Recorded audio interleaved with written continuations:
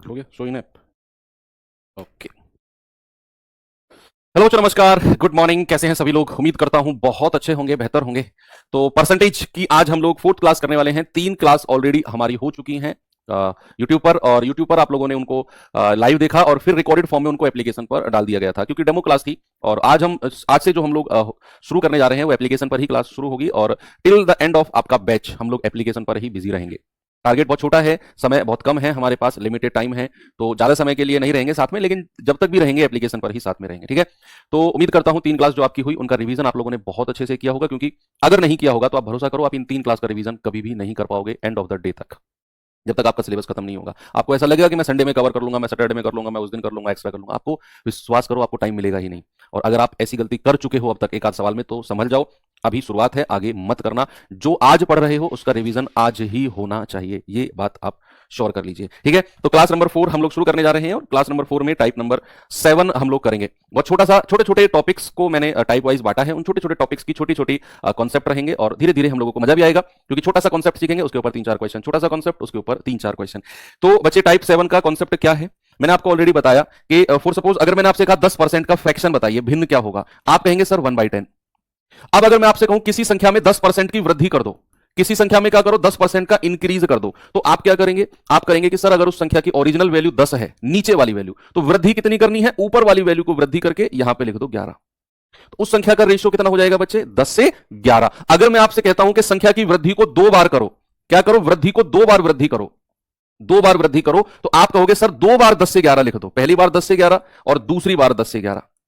मान लो अगर मैं कहता हूं 3 बार वृद्धि करो, तो आप 3 बार 10 से 11, 10 से 11, 10 से 11 3 बार लिखोगे। जितनी बार मैं वृद्धि करने को कहूंगा आप उस फ्रैक्शन को उतनी बार इंक्रीज कर दोगे। ये रही पहली बात। सपोज अगर मैं आपसे कहता हूं किसी संख्या में 20% की कमी करो, मैंने क्या बोला? 20% का फ्रैक्शन कितना होता है? 1/5, 1/5। अगर मैं कहता हूं 20% की कमी करो, तो कमी करने का मतलब है कि अगर वो ओरिजिनल संख्या 5 है तो ऊपर वाली संख्या कम कर दो, 1 कम करके 4 लिख दो। और मैं कहता हूं 3 बार कमी करो, क्या करो बच्चे? 3 बार कमी करो, तो आपका जवाब क्या होगा? सर 5 से 4, 5 से 4 और 5 से 4। 3 बार 5 से 4, 5 से 4, 5 से 4 लिख दो, ये हमारी 3 बार कमी हो जाएगी।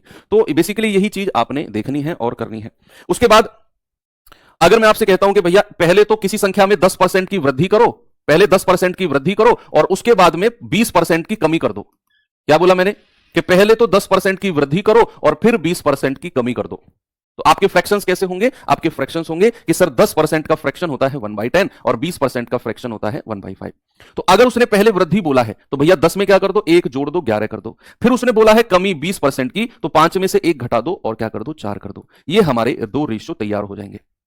तो इस तरीके से आप रेशियो मेथड से चीजों को कर सकते हो। अब मैं आपको कुछ फॉर्मुलेज लिखवाने वाला हूं बच्चे, कुछ फॉर्मुलेज लिखवाने वाला हूं, और आप मेरा भरोसा करो वो इतने इंपॉर्टेंट फॉर्मूले हैं ना कि परसेंटेज में भी काम आएंगे, प्रॉफिट लॉस में भी काम आएंगे, डिस्काउंट में भी काम आएंगे, और सबसे ज्यादा तो कंपाउंड इंटरेस्ट यानी कि चक्रवृद्धि ब्याज में काम आएंगे। तो 3 फॉर्मूले हैं, 3 फॉर्मूले में 3 लाइन ऐसे खींच देता हूं। मैं आपसे कहता हूं कि पहले तो A% की वृद्धि, A% की वृद्धि किसी संख्या में की जाए और B% की वृद्धि की जाए, ये लगातार है, ये क्रमागत वृद्धि है। ये क्या है? क्रमागत है, सक्सेसिव है।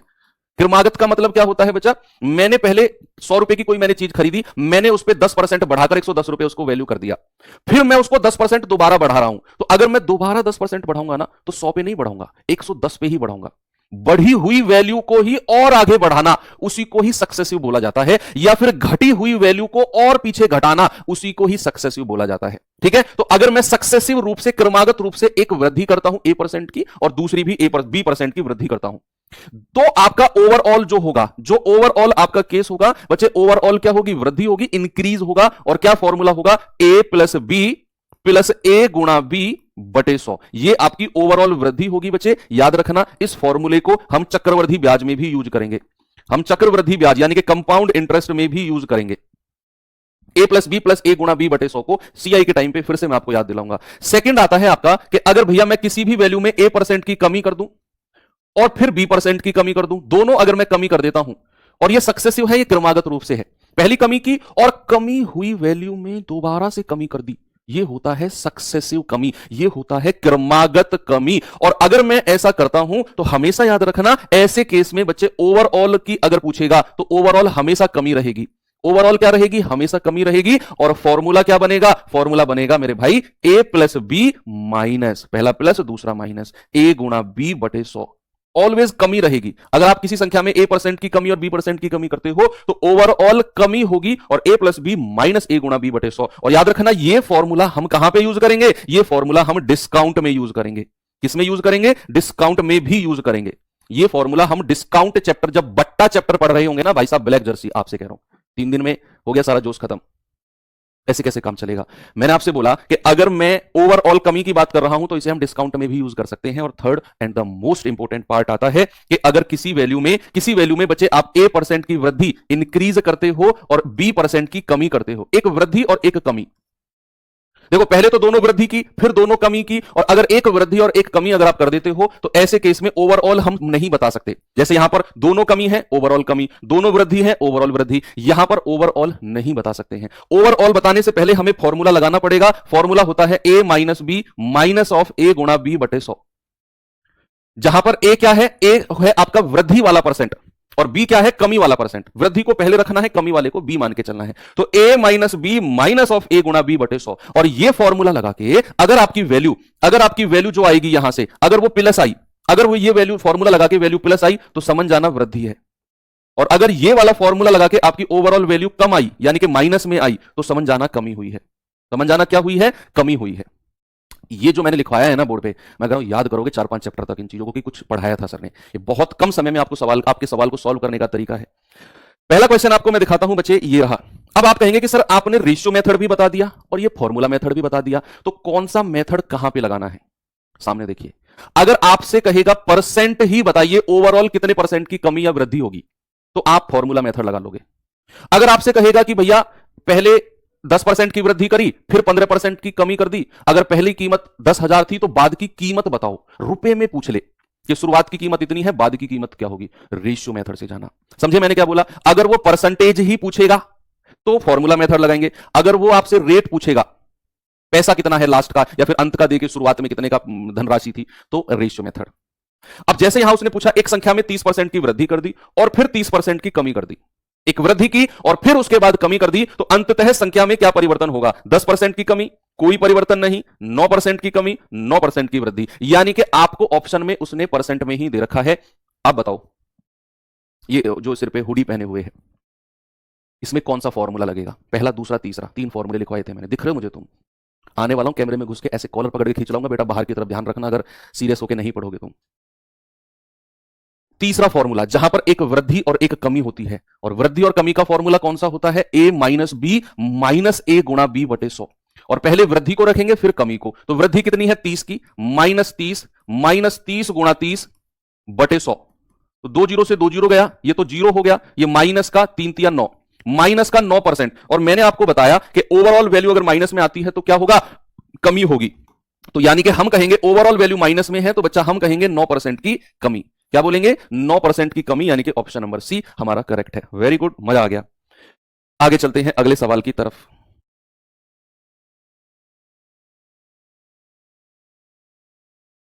ये सवाल करिए पहले, नहीं ये नहीं, यही करिए आप पहले। कह रहा एक वस्तु की कीमत पहले 25% कम कर दी गई, फिर 35% की वृद्धि की गई।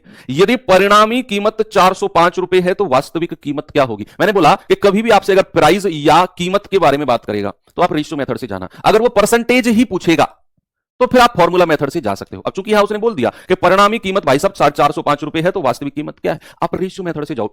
रेशियो मेथड से तो सिखाया मैंने थोड़ी देर पहले आपको कि नहीं? बिल्कुल सिखाया। तो आप 25% का फ्रैक्शन मेरे भाई कितना होगा? 1/4। और 35% का फ्रैक्शन कितना होता है? 35/100, यानी कि 5 सत्ते 35 और 5 से जाएगा 20 बार, 7/20 होता है। अब सवाल कहता है कि पहले तो 25% की कमी हुई है, मतलब रेशियो क्या हो जाएगा? 4 में से 1 घटा दो, 3 बचेगा। फिर कह रहा है कि भाई साहब 35% की वृद्धि हुई है, तो वृद्धि हुई है तो रेशियो क्या हो जाएगा? 20 में 7 जोड़ दो, 27 हो जाएगा। मल्टीप्लाई करेंगे 20 चौको 80, मल्टीप्लाई करेंगे 81, यानी कि अगर ये मेरी शुरुआती कीमत थी तो ये मेरी सबसे लास्ट में अंत में कीमत बची है।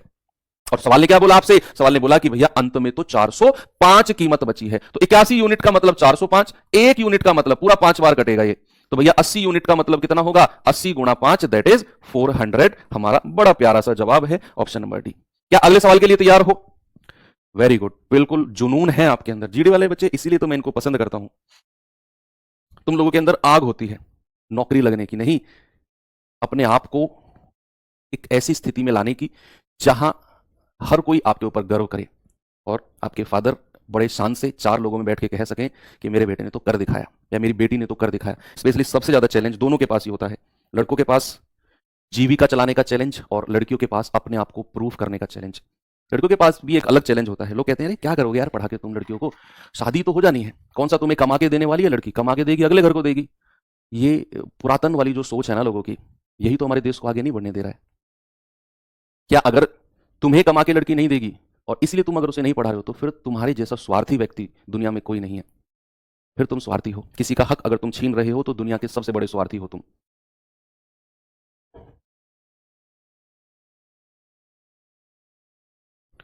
एक संख्या को पहले 15% घटाया जाता है, फिर 20% बढ़ाया जाता है। इस प्रकार प्राप्त संख्या मूल संख्या से 78 ज्यादा है।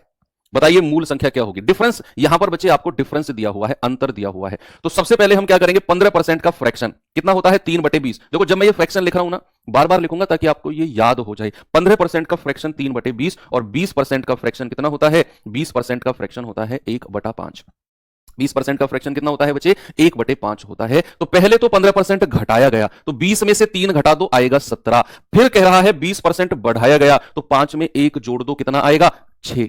मल्टीप्लाई करेंगे 20 पंजे 100, मल्टीप्लाई करेंगे 17 छिक्के 102, 17 छिक्के 102। तो सवाल कह रहा है कि भैया प्राप्त संख्या मूल संख्या से 78 ज्यादा है।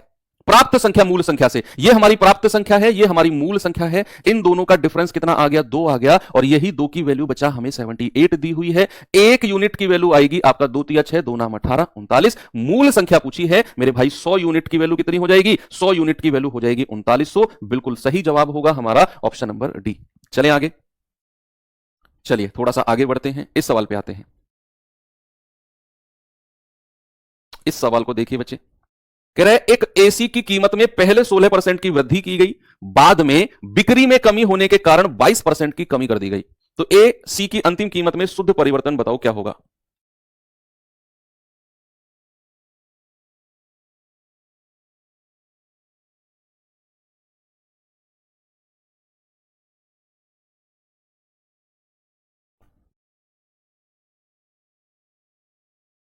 मैंने आपको बोला जब भी वो परसेंट में पूछेगा फॉर्मूला लगा दो, अगर वो कहेगा प्राइस कितना है रेशियो मेथड लगा दो। बच्चे यहां उसने पूछा कि पहले 16% की वृद्धि हुई, बाद में 22% की कमी हुई, ओवरऑल परसेंट परिवर्तन।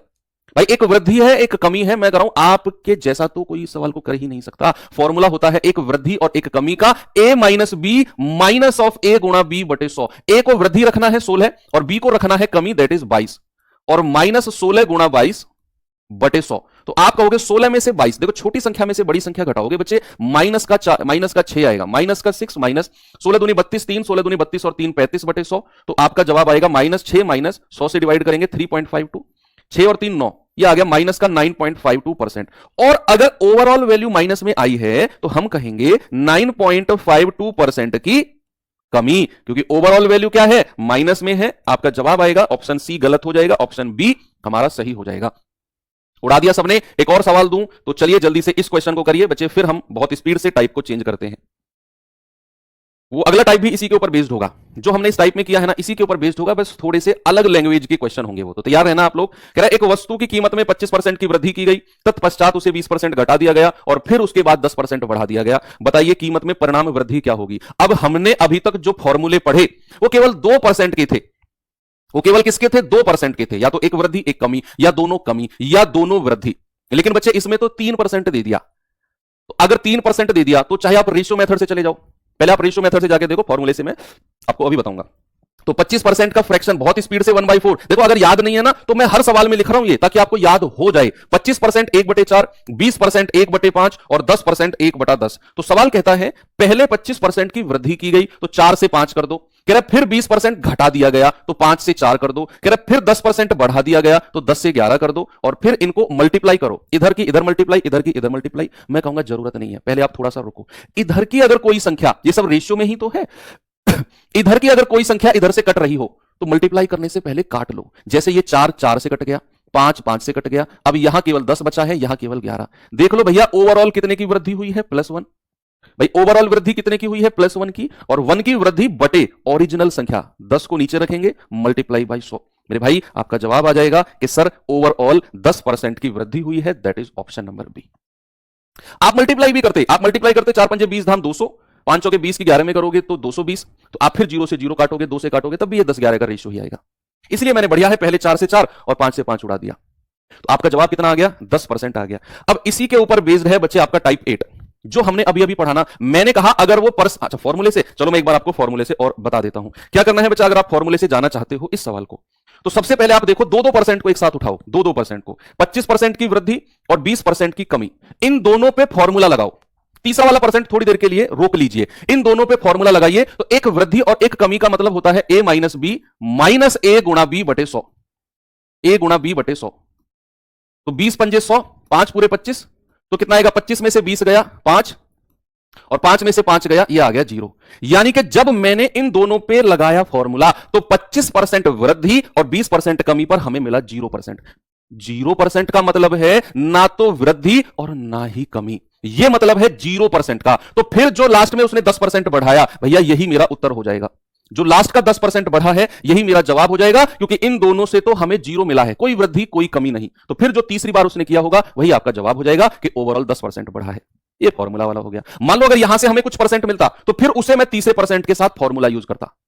मान लो यहां वृद्धि मिलती, ये वृद्धि, formula a plus b plus a गुणा बी बटे 100। मान लो यहां कमी मिलती और यहां वृद्धि है, तो फिर a माइनस बी माइनस ए गुणा बी बटे 100, तो फिर हम फॉर्मूला यूज करते। अब यहां 0% आ गया, तो जो तीसरी बार बढ़ाया वही मेरा जवाब हो जाएगा। ठीक है बच्चे, आगे चलें। चलिए अब टाइप 8 में जो मैं कराने वाला हूं ये जनसंख्या वाले सवाल हैं, पॉपुलेशन वाले क्वेश्चन है। बच्चे मैं आपसे ये बोलूंगा, संडे आपका फ्री होता है, संडे में अगर थोड़ा सा काम आप मेरे कहने से कर लोगे, जो नए बच्चे हैं जिन्होंने अभी तक वो चीज नहीं किया है, आप जब ये सब कुछ काम से अलग है, ये सारे रिवीजन से अलग मैं बात कर रहा हूं, फ्री टाइम में एक रफ कॉपी उठाना, यूट्यूब पर सर्च करना रामबाण सीरीज, RAMBAN रामबाण सीरीज। उसमें 14 क्लास मैंने जीडी वाले बच्चों के लिए ही कराई है, आपके जो सीनियर्स वगैरह पहले थे, वो 14 क्लास में से एक एक क्लास हर संडे लेना शुरू कर दो।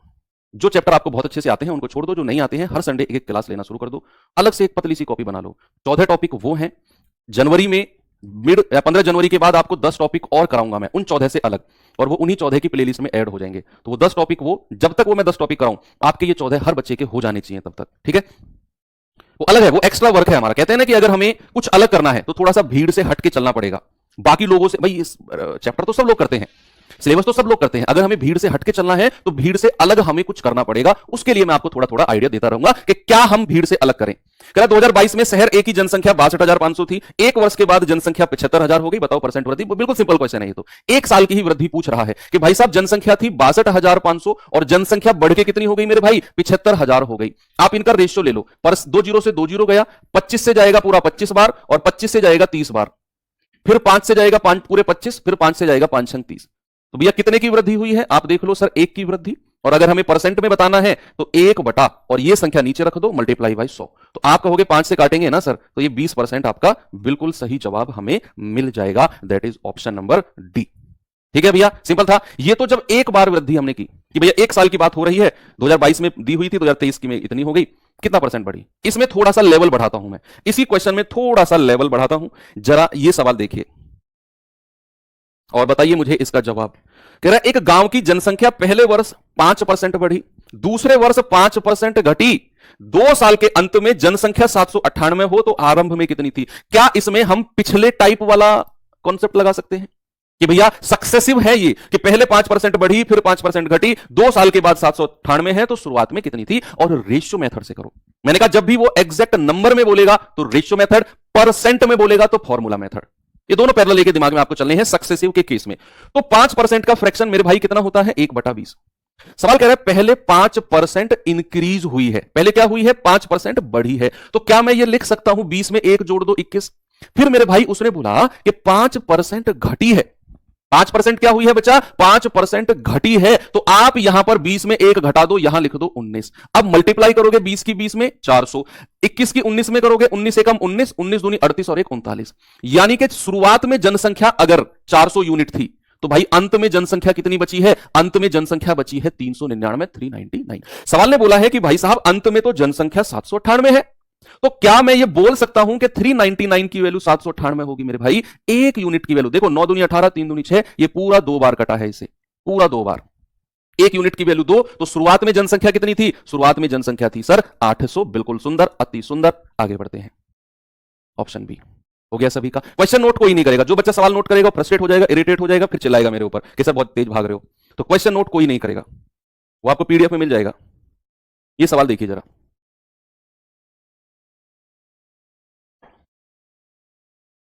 सवाल है 4 साल पहले एक शहर की जनसंख्या 10,000 थी।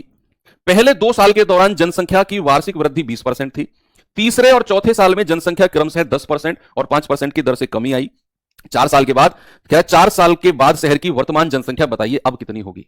4 साल पहले दी हुई है 10,000 और 4 साल तक उसने बढ़ाया। कह रहा है कि पहले 2 साल, क्या बोला बच्चा उसने बोला पहले 2 साल तो जनसंख्या वार्षिक वृद्धि 20% है। मेरे भाई 20% का फ्रैक्शन 1/5 और 10% का फ्रैक्शन 1/10, 5% का फ्रैक्शन 1/20। सारे फ्रैक्शन लिख दिए मैंने। अब सवाल ने बोला कि पहले 2 साल तो जनसंख्या में वृद्धि 20% थी, 20% 2 साल तक वृद्धि हुई है बच्चे, तो हम कहेंगे 5 में 1 जोड़ दो 6 और दूसरी बार भी 5 में 6। क्यों? क्योंकि यहां 2 साल तक वृद्धि हुई है, तो 2 साल तक 5 से 6, 5 से 6 आपको करना है। फिर कह रहा है तीसरे और चौथे साल क्रम से, यानी कि तीसरे साल 10% की कमी आई है मेरे भाई, यानी कि 10 में 1 घटा दो 9। चौथे साल भी कमी आई है, यानी कि 20 में 1 घटा दो 19। अब आप मल्टीप्लाई कर लो इनकी, 5 पूरे 25, 25 दूनी 50, यानी कि 5,000 तो ये आ गया। इधर मल्टीप्लाई करेंगे 6 छिंग 36, 9 की गुणा करेंगे 9 छिक्के 54, 5 9 27, 5 32, फिर 19 की गुणा करेंगे 19 चौको 76, 19 दूनी 38, 38 और 7 कितना होता है 45, 19 तिया 57, 57 और 4 होता है 61। ये हमारी अगर शुरुआत में जनसंख्या थी तो भाई साहब ये हो गई बाद में। उसने जनसंख्या शुरुआत की दी हुई है 10,000, तो 5,000 यूनिट का मतलब कितना है भैया 10,000। 1 यूनिट का मतलब कितना आएगा, पूरा 2 बार कटेगा, तो भैया बाद में जनसंख्या हो जाएगी 6156 की 2 में मल्टीप्लाई कर दो, 2 छिक्के 12, 2 पंजे 10 और 11, 2 एकम 2 और 1 3, 2 छिक्के 12, यानी कि जनसंख्या हो जाएगी भैया 12,312। That is option number A हमारा सही है। सभी बच्चों का बिल्कुल करेक्ट जवाब आ रहा है। चलिए अब जनसंख्या में थोड़ा सा मैं आपको अलग क्वेश्चन कराता हूं, थोड़ा सा अलग। ये तो थे सक्सेसिव वाले, ये किसके थे सक्सेसिव वाले क्वेश्चन थे जनसंख्या के, कि पहली साल इतनी बढ़ी दूसरे साल इतनी बढ़ी। जनसंख्या के ही क्वेश्चन एक और टाइप के बनते हैं। एक और टाइप के कैसे बनते हैं, आपसे कहेगा कि भैया कोई शहर है, उस शहर में 2 तरह के लोग हैं, एक पुरुष यानी कि मेल और एक महिलाएं दैट इज फीमेल। एक पुरुष और एक महिला, 2 तरह के लोग हैं शहर में। आपसे कहेगा कि पुरुष की कुछ जनसंख्या नहीं बताएगा कितनी है, महिलाओं की जनसंख्या नहीं बताएगा कितनी है। आपसे कहेगा कि भैया पूरे शहर की जनसंख्या कह देगा, मान लो 10,000 कह देगा कि पूरे शहर की जनसंख्या 10,000 है, जिसमें कुछ पुरुष है कुछ महिलाएं हैं। एग्जैक्ट नंबर नहीं देगा। आपसे कहेगा जितने भी पुरुष रहे होंगे ना, जितने भी पुरुष रहे होंगे, सपोज उसमें कहेगा मान लो A% की वृद्धि हुई है, पुरुष में कितने परसेंट की वृद्धि हुई है A% की। आपसे कहेगा जितनी भी महिलाएं रही होंगी ना, उनमें B% की वृद्धि हुई है, उनमें कितने की वृद्धि हुई है B% की वृद्धि हुई है। और आपसे कह देगा पूरे शहर की जनसंख्या, पूरे शहर की ओवरऑल वृद्धि आपको कह देगा कि भैया ओवरऑल, ओवरऑल का मतलब है पूरे शहर की वृद्धि, ओवरऑल वृद्धि दे देगा सपोज आपको C%।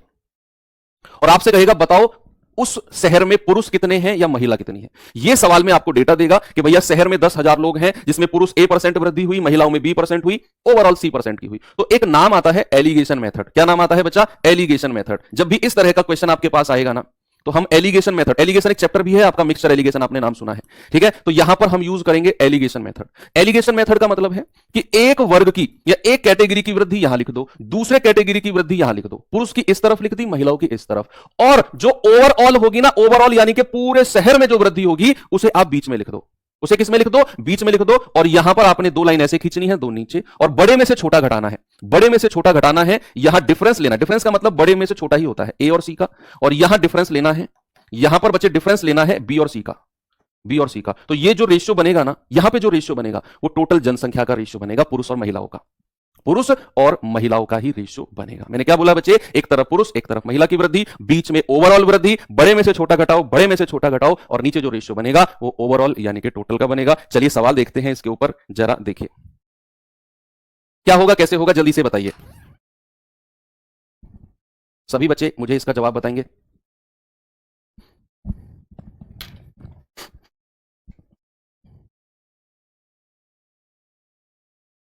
कह रहा एक कस्बे की जनसंख्या भाई साहब 7,000 है। यदि पुरुष और महिलाओं की जनसंख्या में प्रतिशत वृद्धि 11% और 8% है, कह रहा यदि नई जनसंख्या 7680 हो गई। नई जनसंख्या 7680 का मतलब है कि जो जनसंख्या 7,000 थी वो बढ़ के 7680 हो गई। बताओ कस्बे में महिलाओं की संख्या क्या है। देखो आपको पुरुष की वृद्धि दे रखी है, एक तरफ मेल लिखो एक तरफ फीमेल। बच्चे पुरुष में कितने परसेंट की वृद्धि है 11%, महिलाओं में कितने परसेंट की है 8%, ये तो सवाल ने दिया है।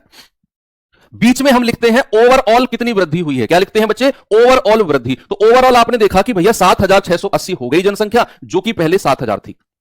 तो यहां से परसेंट निकाल लो, ओवरऑल कितने की वृद्धि हुई है। तो ओवरऑल वृद्धि हम देखेंगे कितना वृद्धि हुई है, 680। भाई पहले जनसंख्या 7000 थी, फिर बाद में इतनी हो गई, तो कितना डिफरेंस आया, 680 डिवाइड बाई 7000 और मल्टीप्लाई बाई 100। तो 3 जीरो से 3 जीरो गया, आपको पता चला 68/7%। कितना पता चला बच्चे? ओवरऑल वृद्धि आ गई 68/7%। 68/7% को बीच में लिख दो। बस एक काम और करना है अभी आपने, यहां बड़े में से छोटा घटाने से पहले जो मैंने बताया आपको, अगर कोई वैल्यू आपको इस तरीके से भिन्न में या फ्रैक्शन में मिल जाए ना, तो उसको आसान बनाने के लिए क्या करना है, जो ये फ्रैक्शन में 7 है ना, इसकी मल्टीप्लाई तीनों में कर दो। इस 7 की मल्टीप्लाई क्या करना है बच्चा? इस 7 की मल्टीप्लाई तीनों में। इन केस या अगर ये आ जाता है ऐसे, फ्रैक्शन में नहीं आता है तो फिर तो कोई दिक्कत नहीं है। 7 से 7 गया, 11 सत्ते 77, 8 सत्ते 56 और बीच में 68 है। बच्चे रेशियो बना लो जल्दी से भैया। 68 में से 56 गया, कितना जाएगा? 4 8 12 और 77 में से 68 गया, कितना आएगा? 9। तो 3 तिया 9, 3 चौकू 12। ये रेशियो आ गया जनसंख्या का, पॉपुलेशन का रेशियो आ गया। हो गया सवाल, हो गया सवाल। मात्र औपचारिकताएं हैं, इतने से ही पार्ट में सॉल्यूशन हो जाएगा आपका। आप कहेंगे कि सर जनसंख्या तो 7000 थी, तो 4 3 कितना होता है? 7। 7 यूनिट की वैल्यू 7000, 1 यूनिट की वैल्यू कितनी आएगी बच्चा? 1000। तो पुरुष कितने हैं? 4 यूनिट, तो 4 यूनिट की वैल्यू 4000 और 3 यूनिट की वैल्यू 3000। क्या पूछा उसने? उसने पूछा महिलाओं की संख्या। महिला 3000 है, ऑप्शन नंबर सी मेरा बिल्कुल करेक्ट है। 7680 लिखा है, ना कि 680। वाह मेरे शेर, तुमने जो बात कही है ना, इस बात पे तो एक झप्पी तो बनती है तुम्हारे साथ। 7000, मैंने पूछा वृद्धि कितने परसेंट की है? 7000 जनसंख्या है, 7680 हो गई। वृद्धि कितने की हुई? 680 लोगों की वृद्धि नहीं हुई क्या? मैं वृद्धि तो देख रहा हूं। इंक्रीमेंट, इंक्रीज कितना हुआ? 680 और डिवाइड बाई ओरिजिनल 7000 गुणा 100। ये वृद्धि देख रहा हूं मैं। कितनी बढ़िया बात बताई, 7680 है ना कि 680। ये सवाल करो जल्दी से, इसका जवाब बताओ जल्दी से, मुझे इसका जवाब बता दो क्या होगा। सवाल कह रहा है कि एक गांव में 100 महिला और 120 पुरुष हैं। एक वर्ष में महिलाओं की संख्या में 20% की वृद्धि और कुल जनसंख्या में 25% की वृद्धि। तो बताइए पुरुषों में कितने परसेंट की वृद्धि होगी? बड़ा प्यारा क्वेश्चन है ये, एलिगेशन से ही होगा। मैंने कहा ना, जब भी एक वर्ग पुरुष की वृद्धि, महिलाओं की वृद्धि और ओवरऑल वृद्धि दे देगा, आप हमेशा एलिगेशन मेथड ही यूज करोगे। आप कहोगे कि सर एक तरफ पुरुष लिखो, एक तरफ फीमेल यानी कि महिला लिखो। कह रहा पुरुष में कितनी वृद्धि है? महिलाओं की दे रखी है 20%, यहां लिख दो। फिर क्या बोला उसने? उसने बोला कुल जनसंख्या में 25%।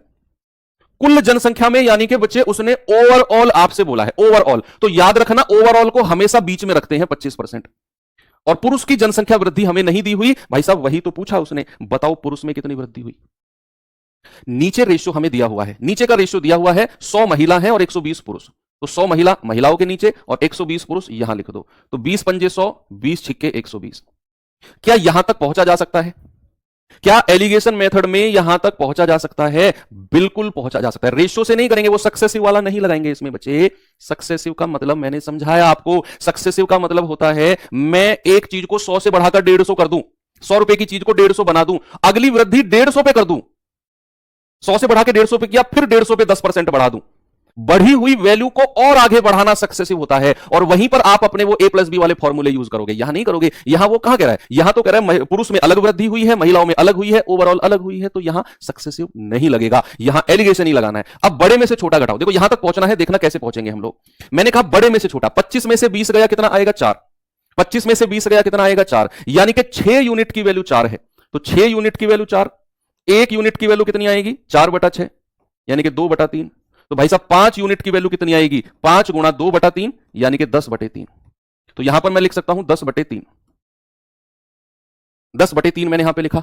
अब आप यहां देखिए 25 से एक वैल्यू छोटी है तो दूसरी वाली वैल्यू बड़ी करनी पड़ेगी। ये एलिगेशन रूल का, एलिगेशन मेथड का एक रूल होता है कि अगर 25 ये बीच वाली वैल्यू से ये छोटी है तो दूसरी वाली बड़ी होगी। दूसरी वाली क्या होगी? बड़ी होगी। 5 होगा, 4 नहीं। हाँ सॉरी 5 ही तो लिखा है मैंने, तुमने क्या लिख दिया? 5 ही तो लिखा मैंने। तो 6 यूनिट का मतलब 5, 1 यूनिट का मतलब आएगा 5/6। तो 5 यूनिट का मतलब आएगा 5 गुणा 5/6 यानी कि 25/6। 5 पूरे 25/6। तो क्या दिमाग में रखना है कि बीच वाली वैल्यू से अगर ये छोटी है तो ये बड़ी होगी, यानी कि 25 प्लस 25/6 कर दो। 25 में 25/6 जोड़ दो तभी ये बड़ा होगा। 25 छिके 150 और 25 175/6%। या 3 से जाएगा, 3 दूनी 6, 3 पंजे 15, 3 से तो नहीं घटेगा, इतना ही रहेगा। 6 दूनी 12, 5 6 निम्मा 54, 29 सही 1/6। कहीं ऑप्शन में है क्या? ये रहा 29 सही 1/6, बिल्कुल सही है। ठीक है, आगे बढ़े। चलिए, तो इस तरह के क्वेश्चन है बच्चे, ये थोड़ा सा आप देख लीजिए। कल बहुत प्यार आप लोगों ने दिखाया इसको, कल सेल में रही थी ये बुक। मैं जस्ट प्रमोशन करने नहीं आया हूं, आपको जस्ट बताने आया हूं कि भैया ये कल सेल में रही थी बुक 10 बजे से 2 बजे तक। बहुत सारे लोगों ने इसको परचेज किया अपनी प्रैक्टिस के लिए, तो थैंक यू सो मच जिन लोगों ने लिया। जिन लोगों ने नहीं लिया ठीक है, आप बाद में ले लेना, या फिर जैसा आपका प्रैक्टिस का जो भी तैयारी का जिस तरीके से आपका बने उस तरीके से कर लेना। लेकिन ये एक अच्छी बुक है, तो थैंक यू सो मच। आप लोगों को जस्ट ये बोलना था।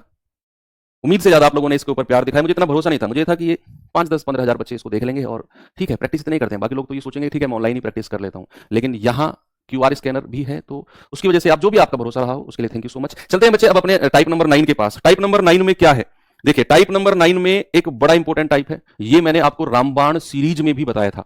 रामबाण सीरीज में मैंने कराया था, जिसमें आपका धनराशि का विभाजन,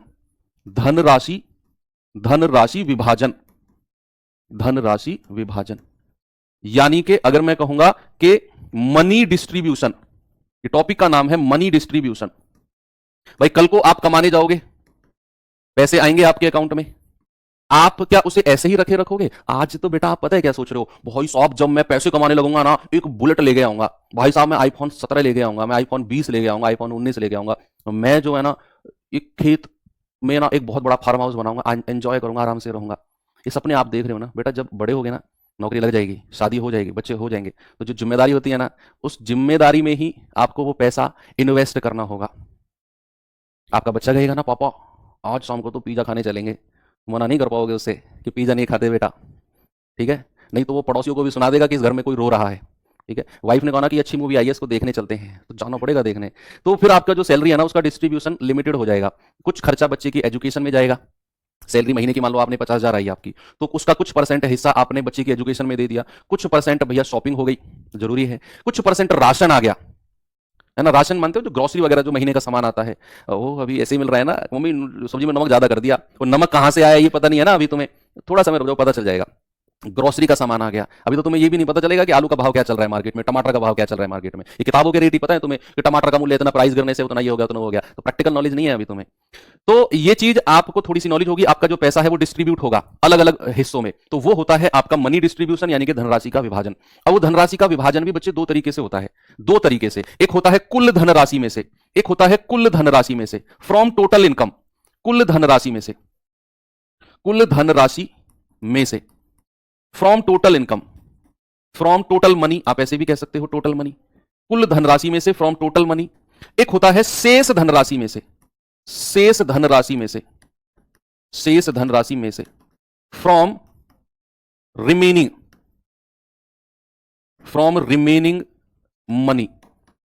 क्या है इसके बारे में थोड़ा सा 2 मिनट में आपको मैं बता देता हूं, कभी जीवन में सवाल गलत नहीं होगा, अक्सर बच्चे इसको गलत करते हैं, इसलिए मैंने इसको डिस्ट्रीब्यूट किया कि money distribution from total income, from remaining income. From total income का मतलब है कि मान लो आपने 1 तारीख से लेकर 30 तारीख तक खूब मेहनत की, 30 तारीख या 31 तारीख की शाम को आपके अकाउंट में आ गए 40,000 रुपए या 50,000 या 60,000, जो भी आपकी सैलरी रहेगी। भाई साहब उस सैलरी को, उस मनी को अगर मैं परसेंट में मान के चलूंगा ना बच्चे, उस मनी को परसेंट में बोला जाता है 100%।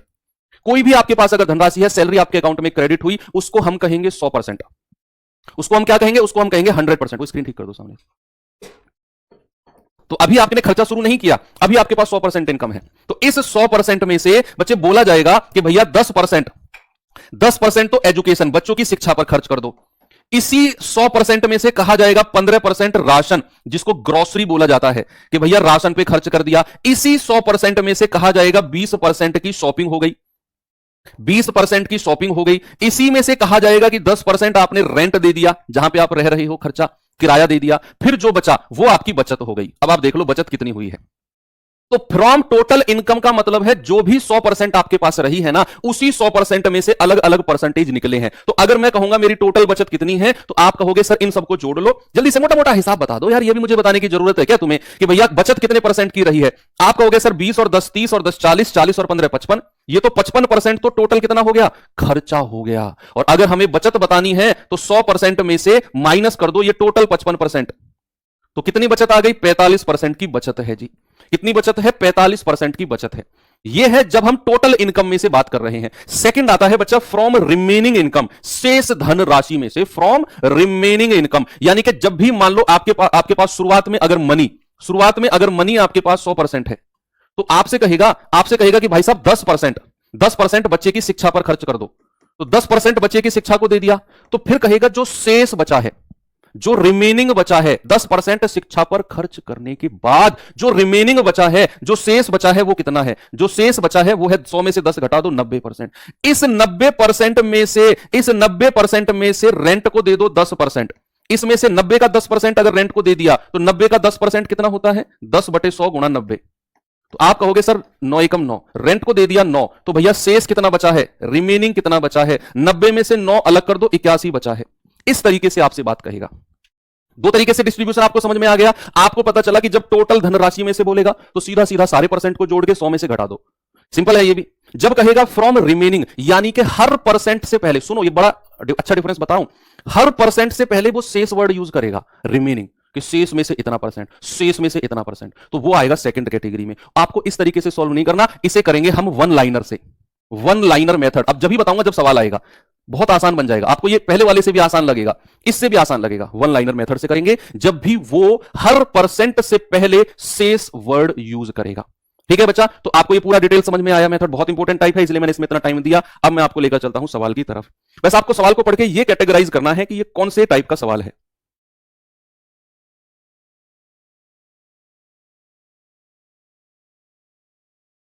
कह रहा है कि हेनरी एक कंपनी में काम कर रहा है, उसके मासिक वेतन से 25% घर के किराए के रूप में, 15% बच्चों की शिक्षा पर,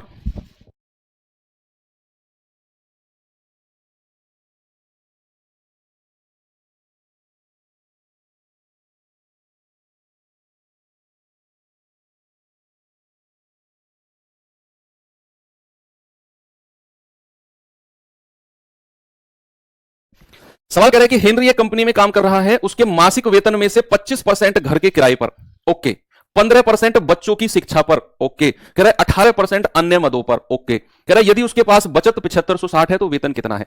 क्या ये कौन से मेथड से होगा, पहला वाला या दूसरा वाला? पहले वाले से होगा ना, क्योंकि यहां पर जो खर्चा देखा जा रहा है बच्चे, वो कुल में से देखा जा रहा है। कुल अगर उसके पास 100% है ना, तो 100% में से 25% यहां, 15% यहां और 18% यहां। किसी भी परसेंट से पहले शेष वर्ड या रिमेनिंग वर्ड नहीं लगा हुआ। तो अगर मैं उसका कुल खर्च देखने जाऊंगा, अगर मैं उसका बच्चे कुल खर्च देखने जाऊंगा, तो मैं सारे परसेंट को जोड़ दूंगा, 25 + 15 + 18, तो हम कहेंगे सर 58%। कितना बच्चे? 58% बोलेंगे कि कुल खर्चा कितना हो गया जी, 58%। और अगर मैं कुल बचत की बात करूंगा कि बचत कितनी हुई है, उसकी सेविंग कितनी हुई है, तो 100% में से मेरे भाई 58% माइनस कर दो। आप कहेंगे सर 42% की बचत है, और यही 42% किसके बराबर होगा? 7560 के बराबर होगा। तो 1% की वैल्यू कितनी आएगी? 7560/42। तो आप कहोगे 21 दूनी 42, 21 तिया 63, 21 दूनी 42, 21 तिया 63, मासिक वेतन 7560 कितनी बार कटेगा? पूरा पूरा नहीं कट रहा है क्या? 7560/42, 2 से 6 से कट जाएगा क्या? 7 एकम 7 से कट जाएगा, 7 6 42, 7 एकम 7 0, 7 8 56 0, 6 से कट जाएगा, 6 एकम 6 8 48, सॉरी 180 बार कट गया। तो 100% कितना हो जाएगा? 100% हो जाएगा सर 180 × 100, यानी कि 18,000 रुपया उसने कमाया होगा। ऑप्शन नंबर डी बिल्कुल सही है। मुझे भरोसा है अगला क्वेश्चन जो मैं देने वाला हूं उसमें चाहे आपसे हो चाहे ना हो, आप उसे करने की कोशिश जरूर करोगे। करने की कोशिश किया करो हर सवाल को, हो ना हो बाद का काम है। जैसे ये क्वेश्चन है, कह रहा है एक आदमी अपनी 25% धनराशि गुम कर देता है, शेष धनराशि का 60% खर्च करने के बाद उसके पास 360 रुपए बच जाते हैं। बताइए शुरुआत में कितने थे? कि कौन से मेथड से होगा, पहले वाले से या दूसरे वाले से? क्या यहां परसेंट से पहले रिमेनिंग या शेष वर्ड लगा कि नहीं? हां सर लगा, बिल्कुल लगा। उसने कहा 25% गुम कर दिया, और जो गुम होने के बाद उसके पास धनराशि बची ना, उस शेष में से 60% खर्च किया है। ये 60% टोटल का खर्चा नहीं है मेरे भाई, ये जो 25% खो गई ना पैसा, उसके बाद जो बचा है उसका 60% उसने खर्चा किया है, उसका 60%। ओके, तो अब मैं आपको यहां बताता हूं, ये सेकंड टाइप का क्वेश्चन है, सेकंड मेथड से जाएगा, और इसको हम वन लाइनर मेथड से करेंगे। किससे करेंगे मेरे भाई? इसको हम वन लाइनर मेथड से सॉल्व करेंगे। क्या होता है one liner method? One liner method क्या होता है जरा देखना। मान के चलो उसके पास धनराशि थी, शुरुआत में पूछा है ना, नहीं पता, मैंने मान लिया उसके पास शुरुआत में धनराशि थी ए, उसके पास शुरुआत में धनराशि कितनी थी ए। अब अगर उसने 25% गुम कर दी, समझना और खुद अपने दिमाग में जवाब बताना, जरूरी नहीं कमेंट बॉक्स में दो, अपने ही दिमाग में बताओ। अगर उसने 25% गुम कर दी तो उसके पास बची कितनी होगी? 100 में से 25% घटा दो सर, 75% बची होगी। यह उसकी शेष धनराशि है, यह उसकी गुम होने के बाद जो बची है, यह वो धनराशि है 75%। अब कह रहा है जो बची है उसमें से 60% खर्चा कर दिया। मैं कहता हूं अगर किसी भी धनराशि का 60% खर्च हो जाए तो बचेगा कितना? बचेगा 40%। 100 में से 60 घटा दो। बच्चे आप ये गलती मत करना, 25 में से सॉरी इस 75 में से 60 मत घटाना। कभी आप सोचने लगो कि 75 में से 60 घटा दिया तो 15% बचा। नहीं, ये 60% इस टोटल का 60% है। इस टोटल का 60% है बच्चा। तो इस टोटल का 60% का मतलब है कि भैया अगर 60% खर्चा कर दिया तो 40% बचा होगा, तो इसका गुणा 40% कर दो और ये किसके बराबर हो जाएगा? फाइनली 360 के। जल्दी से सॉल्व करके एक ही वैल्यू बता दो। हो गया सवाल वन लाइनर मेथड से। 2400 आ रहा है आपका, काटा पीटे करके बहुत अच्छे। आपने तो धुआं धुआं कर दिया भाई। 25 तिया 75, 25 चौके 100, 4 धाम 40, जीरो से जीरो गया, 3 से जाएगा 12 तिया 36, 120 बार, और 120 की 10 में गुणा करेंगे कितना जाएगा? हमने कुछ गड़बड़ कर दिया क्या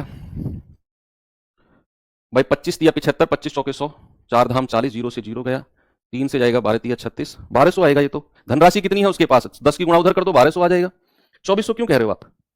2400 वालों, कान खिंचाई कर दूंगा तुम्हारी, ऐसी गलती करोगे तो।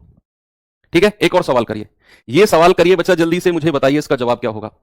अरुण अपनी मासिक आय का 30% राशन पर, शेष धनराशि का 20% किराए पर, फिर शेष धनराशि का 45% बच्चों की शिक्षा पर और अन्य मदों पर, उसके बाद उसके पास 5544 बचते हैं। बताइए उसने किराए पर कितना पैसा दिया? किराए पर पहले तो यह बता दो कि टोटल धनराशि कितनी थी उसके पास, उसके बाद किराए पर कितना किया वो बाद में देखेंगे, वो बाद में देखेंगे। तो सबसे पहले आप यहां देखो ये कौन से मेथड से होगा, फर्स्ट वाले से या सेकंड वाले से? फर्स्ट टाइप का क्वेश्चन है या सेकंड टाइप का? सर सेकंड टाइप का क्वेश्चन है, जहां हम कह रहे थे कि हर परसेंट से पहले शेष वर्ड लगा हुआ है, तो वन लाइनर मेथड से करो कि भैया उसके शुरुआत में नहीं पता उसके पास कितनी धनराशि थी, मैंने मान लिया ए। कह रहा 30% राशन पर खर्च कर दिया। अगर 30% राशन पर किया है तो बचा कितना होगा? आप कहेंगे सर 100 में से 30 उड़ा दो, 70% बचा होगा। उसके बाद ये जो शेष है, ये जो रिमेनिंग है, कह रहा 20% किराए पर खर्च कर दिया। तो अगर किराए पर खर्च कर दिया तो बचा कितना होगा? आप कहेंगे सर 80%। तो किराए पर खर्च करने के बाद इतना बचा है। कह रहा जो बचा है शेष, उसके 45% शिक्षा पर। अगर 45% एजुकेशन पर दिया तो बचा कितना होगा? 100 में से 45 हटा दो, 55% बचा होगा। और ये लास्ट में उसकी बचत किसके बराबर हो जाएगी? लास्ट में उसकी बचत 5544 के बराबर। तो सबसे पहले ए की वैल्यू बताओ। हालांकि उसने कुछ और पूछा, उसने पूछा किराए पर कितना खर्चा किया। हम पहले ए निकालेंगे कि उसकी कमाई कितनी थी, किराए पे कितना किया वो बाद का काम है। तो जल्दी से मुझे बताओ बच्चे, जीरो से जीरो गया, 20 चौकू 80, 20 पंजे 100, 5 से जाएगा 11 बार, 11 से जाएगा 11 पंजे 55, जीरो 11 चौक 44, 7 से जाएगा 7 सत्ते 49, 7 दूनी 14, 4 से जाएगा 18 बार। ऊपर की सारी संख्या कट गई, नीचे की बची है जीरो और 3 जीरो बची है। तो ए बराबर कितना हो जाएगा? 18, 3 जीरो। भैया ये तो उसकी टोटल इनकम आ गई। कितनी आ गई बच्चे? ये उसकी टोटल इनकम है जो उसने महीने में कमाई है।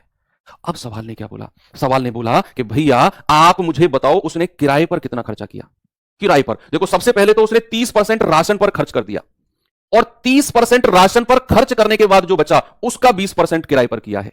तो सबसे पहले हम क्या करेंगे? 18,000 यहां लिखेंगे, देखते रहना। अगर वो 30% राशन पर खर्च कर रहा है तो बच कितना रहा है उसके पास? 70%। अब जो 30% राशन पर खर्च करने के बाद बचा है ना, इसका 20% किराए पर दिया है। बहुत सारे बच्चे पता है क्या कर रहे होंगे? वो इस 18,000 का ही 20% निकाल रहे होंगे।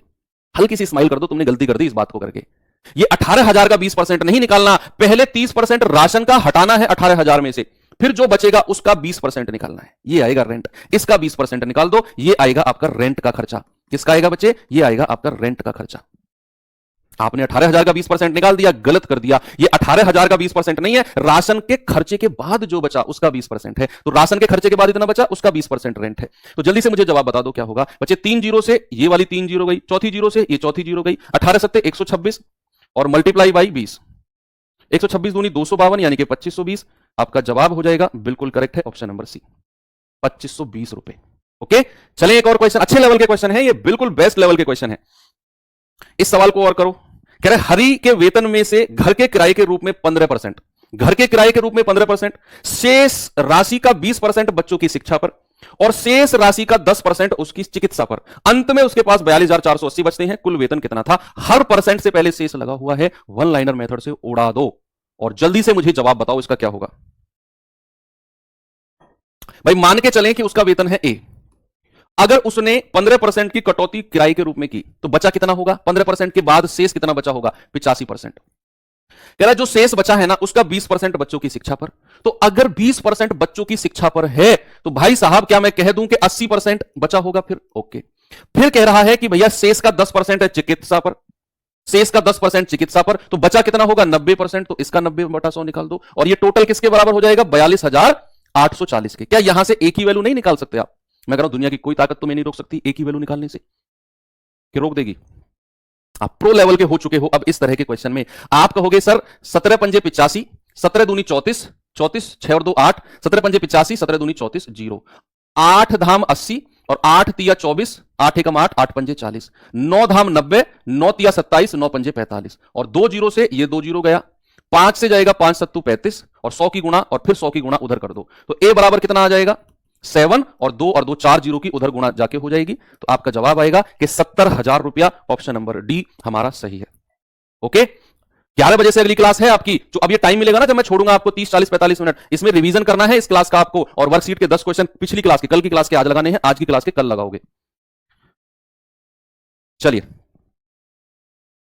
ये सवाल होमवर्क दे देता हूं आपको, इसे ट्राई करना। कल हम यहीं से इसको सवाल को करके और फिर हम अगले टाइप पे बढ़ जाएंगे। ठीक है, आज के लिए इतना ही काफी। उम्मीद करता हूं अच्छी क्लास लगी होगी, लेवल भी अच्छा है, मेंटेन किया है मैंने। तो चीजें इसमें एक क्लास इसमें एक्स्ट्रा जाएगी बच्चे, परसेंटेज में एक क्लास एक्स्ट्रा जाएगी। अभी 2 क्लास का पार्ट बचा हुआ है, 5 में मैं करा देता, लेकिन शुरू की 3 क्लास को हमने थोड़ा सा 1-1 घंटे रखा, स्लो रखा, डेमो क्लास थी क्योंकि वो है ना स्पीड मेंटेन करने में टाइम लगा। ये जो एक क्लास एक्स्ट्रा है इसको मैं किसी अदर जगह एडजस्ट कर लूंगा, डोंट वरी। ठीक है, तो एक क्लास इसमें इस वजह से एक्स्ट्रा है। बाकी अभी स्पीड आप लोग मेंटेन करेंगे मेरे साथ और रिवीजन करेंगे तो आपकी स्पीड ऑटोमेटिकली तेज हो जाएगी और फिर चीजें टाइमली चलेंगी। ओके, तो मिलते हैं कल के सेशन में। Have a nice day. जय हिंद।